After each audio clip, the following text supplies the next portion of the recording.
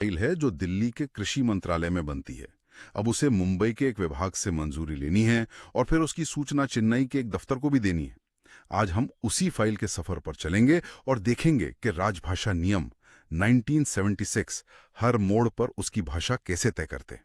और ये सफर बड़ा दिलचस्प है क्योंकि ये सिर्फ भाषा की कहानी नहीं है। ये कहानी है कि कैसे एक इतना बड़ा और विविध देश अपने अलग-अलग हिस्सों से मतलब बात करता है। ऐसा नहीं है कि किसी की मर्जी चली और कोई भी भाषा इस्तेमाल हो गई, नहीं। इसके पीछे एक पूरा सोचा समझा सिस्टम काम करता है जिसके अपने पक्के नियम हैं। तो आज हमारी ये जो गहन पड़ताल है, उसका आधार वही सिस्टम है, राजभाषा नियम 1976। हमारा मिशन है इन नियमों के पीछे की सोच को समझना और ये देखना कि ये रोजमर्रा के सरकारी कामकाज पर कैसे असर डालते हैं। तो चलिए इस फाइल के सफर पर निकलते हैं। बिल्कुल। और इस सफर की शुरुआत होती है भारत के एक भाषाई नक्शे से। इन नियमों को बनाने वालों ने सबसे पहले पूरे देश को तमिलनाडु को छोड़कर 3 हिस्सों में बांटा और यही हिस्से तय करते हैं कि कम्युनिकेशन की गाड़ी किस रास्ते पर चलेगी। ठीक है, तो सबसे पहले इसी नक्शे को समझते हैं। ये 3 हिस्से कौन से हैं? इन्हें तकनीकी तौर पर तो क्षेत्र क, ख और ग कहा जाता है, लेकिन इन्हें समझने का एक और तरीका है। ये सिर्फ राज्यों की लिस्ट नहीं है, ये असल में 1976 में भारत सरकार का एक तरह से कहें तो भाषाई और राजनीतिक तापमान नापने का एक तरीका था। अच्छा, ये तो बड़ा दिलचस्प नजरिया है। तापमान नापने का तरीका, वो कैसे? ऐसे समझिए, क्षेत्र क वो है जिसे सरकार ने अपना होम ग्राउंड माना। इसमें हिंदी भाषी राज्य आते हैं, जैसे उत्तर प्रदेश, बिहार, मध्य प्रदेश, राजस्थान, दिल्ली, हरियाणा, ये सब। यहाँ हिंदी को लागू करना सबसे आसान था। फिर आता है क्षेत्र ख, जो एक तरह का बफर जोन था। Buffer zone? हाँ, इसमें गुजरात, महाराष्ट्र और पंजाब जैसे राज्य हैं, जहाँ हिंदी समझी बोली तो जाती है, पर वहाँ की मुख्य भाषा नहीं है। यहाँ का आइडिया था कि धीरे धीरे हिंदी को बढ़ाना है। और तीसरा जोन? वो है क्षेत्र ग। इसे एक तरह से संवेदनशील इलाका माना गया, जहां भाषा को लेकर कोई जोर जबरदस्ती नहीं करनी थी। इसमें दक्षिण भारत, पूर्वोत्तर, पश्चिम बंगाल, ओडिशा जैसे बाकी सभी राज्य आ गए। तो आप देखिए, ये नियम सिर्फ भाषा के नहीं बल्कि रणनीति के भी हैं। ये देश की विविधता को स्वीकार करते हुए एक रास्ता बनाने की कोशिश थी। वाह, मतलब ये सिर्फ भूगोल का बंटवारा नहीं बल्कि भाषाई मनोविज्ञान का भी बंटवारा था। ठीक है, तो अब हमारे पास देश का एक भाषाई नक्शा है, क, ख और ग। लेकिन एक नक्शा तब तक बेकार है जब तक ये ना पता हो कि एक जगह से दूसरी जगह जाना कैसे है।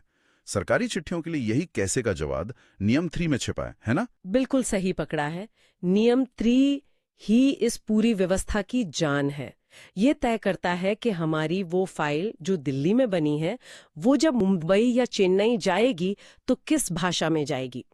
नियम 3(1) कहता है कि केंद्र सरकार के किसी भी दफ्तर से अगर क्षेत्र क के किसी राज्य या दफ्तर को कोई पत्र भेजा जाएगा तो वो सिर्फ और सिर्फ हिंदी में होगा। एक मिनट, सिर्फ हिंदी में? मतलब अगर दिल्ली से जयपुर को चिट्ठी जा रही है तो वो अंग्रेजी में हो ही नहीं सकती? कोई चारा नहीं? लगभग कोई चारा नहीं। एक शर्त है, अगर किसी बहुत ही खास वजह से अंग्रेजी में भेजना ही पड़ जाए तो उसका हिंदी अनुवाद साथ में भेजना अनिवार्य है। प्राथमिकता पूरी तरह से हिंदी को दी गई है। होम ग्राउंड में तो हिंदी ही चलेगी। समझ गया। तो क क्षेत्र में तो हिंदी को लेके काफी सख्ती है, लेकिन ख क्षेत्र जहां गुजरात महाराष्ट्र हैं वहां की स्थिति तो अलग है। वहां तो लोग अपनी भाषा ज्यादा बोलते हैं। तो क्या नियमों में यहाँ कोई ढील दी गई है? बिल्कुल, और यहीं इन नियमों की समझदारी दिखती है। नियम 3(2) एक तरह का मिडिल पाथ अपनाता है। ये कहता है कि क्षेत्र ख के राज्यों को पत्र सामान्य तौर पर हिंदी में ही भेजे जाएंगे, लेकिन अगर अंग्रेजी में भेजे जाते हैं तो यहाँ भी हिंदी अनुवाद साथ लगाना जरूरी है। पर एक दिलचस्प बात और है, अगर आप ख क्षेत्र के किसी दफ्तर को नहीं बल्कि वहां रहने वाले किसी आम इंसान को चिट्ठी भेज रहे हैं तो आप हिंदी या अंग्रेजी किसी में भी भेज सकते हैं। यहाँ व्यक्ति को विकल्प दिया गया है। और हमारी फाइल जब चेन्नई पहुंचती है यानी ग क्षेत्र में, तब क्या होता है? वहां तो हिंदी की बाध्यता नहीं होगी शायद? आपका शायद की जरूरत नहीं, आप बिल्कुल सही हैं। नियम 3(3) साफ कहता है कि ग क्षेत्र के राज्यों, दफ्तरों या लोगों को पत्र अंग्रेजी में भेजे जा सकते हैं। यहाँ हिंदी थोपी नहीं गई है, जो वहाँ की भाषाई सम्मान है। तो मतलब राज्यों के बीच तो नियम साफ हैं, लेकिन सरकार के अपने घर के अंदर क्या होता है? दिल्ली में ही एक मंत्रालय से दूसरे में चिट्ठी कैसे जाएगी? यहाँ तो सब ख क्षेत्र में है। यहीं पर नियम 4 तस्वीर में आता है और ये बड़ा दिलचस्प है। नियम 4 कहता है कि केंद्र सरकार के 2 मंत्रालयों या विभागों के बीच आपसी पत्राचार हिंदी या अंग्रेजी में हो सकता है। लेकिन एक बड़ा लेकिन है, अगर दोनों दफ्तर क्षेत्र क में ही हैं, मान लीजिए कृषि मंत्रालय और वित्त मंत्रालय दोनों दिल्ली में हैं, तो उनके बीच आपसी संवाद सिर्फ और सिर्फ हिंदी में होगा। वाह! तो दिल्ली में बैठे 2 मंत्रालय आपस में अंग्रेजी इस्तेमाल नहीं कर सकते? ये तो मैंने सोचा ही नहीं था।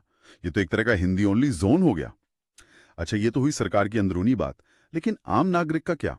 अगर कोई मुझे या आपको मान लीजिए केरल से हिंदी में चिट्ठी लिखे, तो क्या होता है? ये एक बेहतरीन सवाल है और इसका जवाब नियम 5 में है, जो मेरे हिसाब से इन नियमों का सबसे शक्तिशाली और नागरिक हितैषी नियम है। नियम 5 कहता है कि अगर कोई पत्र हिंदी में मिला है तो उसका जवाब हिंदी में ही देना अनिवार्य है। इससे कोई फर्क नहीं पड़ता कि वो चिट्ठी कहाँ से आई है, क, ख या ग क्षेत्र से। अगर सवाल हिंदी में तो जवाब भी हिंदी में। ये तो बहुत बड़ी बात है। इसका मतलब अगर कोई तमिलनाडु से भी हिंदी में आरटीआई डालता है तो मंत्रालय को हिंदी में ही जवाब देना होगा। इससे तो उस अधिकारी पर दबाव बनता होगा जिससे शायद अच्छी हिंदी ना आती हो। दबाव तो बनता है, लेकिन ये नियम नागरिक के भाषा चुनने के अधिकार को सर्वोच्च रखता है। सरकार की जिम्मेदारी है कि वो इसका इंतजाम करे। ये नियम कहता है कि नागरिक की भाषा का सम्मान पहले है, प्रशासनिक सुविधा बाद में। सही बात है। अभी तक हम चिट्ठियों की बात कर रहे थे, लेकिन कुछ कागज तो ऐसे होते हैं जो सबके लिए होते हैं, जैसे सरकारी नौकरी का विज्ञापन या कोई टेंडर। उनका क्या होता है? और सरकारी कर्मचारी जो इन फाइलों पर दिन रात काम करते हैं, क्या उन पे कोई भाषा थोपी जा सकती है? इन दोनों सवालों के जवाब नियम 6, 7 और 8 में है। नियम 6 उन दस्तावेजों की बात करता है जिन्हें आप सिर्फ एक भाषा में जारी कर ही नहीं सकते, जैसे संकल्प, सामान्य आदेश, अधिसूचनाएं, संसद में रखे जाने वाले कागज, लाइसेंस, परमिट, टेंडर फॉर्म। ये सब अनिवार्य रूप से हिंदी और अंग्रेजी दोनों में जारी किए जाएंगे। और ये सुनिश्चित कौन करेगा? यही तो इस नियम की खूबसूरती है। इसकी जिम्मेदारी सीधे सीधी उस अफसर की है जो उस पर दस्तखत कर रहा है। तो कोई ये कहकर नहीं बच सकता कि मुझे पता नहीं था। समझ गया, जवाबदेही तय है। अब कर्मचारियों पर आते हैं, उनकी मर्जी का क्या? नियम 7 और 8 कर्मचारियों को भाषाई आजादी देते हैं। नियम 7 कहता है कि कोई भी कर्मचारी अपना आवेदन, अपील या कोई भी अर्जी हिंदी या अंग्रेजी में दे सकता है, और अगर उसने हिंदी में दी है तो जवाब भी उसे हिंदी में ही मिलेगा। लेकिन नियम 8 और भी दिलचस्प है। उसे ऐसे समझिए, मान लीजिए एक फाइल पर एक आईएएस अफसर जो तमिलनाडु से है अपनी टिप्पणी अंग्रेजी में लिखता है। उसके नीचे एक सेक्शन ऑफिसर जो बिहार से है अपनी टिप्पणी हिंदी में लिखता है। तो क्या सेक्शन ऑफिसर को कहा जाएगा कि वो अपनी टिप्पणी का अंग्रेजी अनुवाद भी दे? बिल्कुल नहीं। नियम 8 यही कहता है कि ये दोनों ही पूरी तरह से वैध हैं और किसी को भी दूसरे की भाषा में अनुवाद करने के लिए नहीं कहा जा सकता। कर्मचारी अपनी फाइल नोटिंग हिंदी या अंग्रेजी में करने के लिए स्वतंत्र है। मतलब फाइल के अंदर ही एक बहुभाषी भारत दिख सकता है। ये तो भाषा को काम में रुकावट बनने से रोकता है। बहुत ही व्यवहारिक नियम है ये। एकदम।